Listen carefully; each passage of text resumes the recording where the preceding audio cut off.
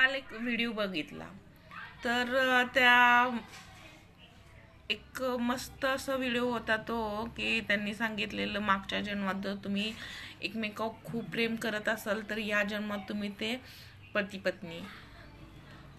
मग आता विचार करायला लागली आहे, हा माझा नवरा, ह्याच्यावर मी इतकं प्रेम करत होते,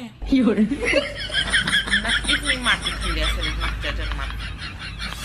म्हणून त्रास बघितलं ना, डोक्यात जातं डोक्यात.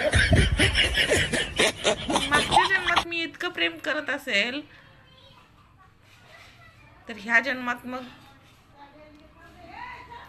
देवा, खरोखर मी इतकी माती नवं ढेकळं ढेकळं खाल्ली असतील. No, no, no, no.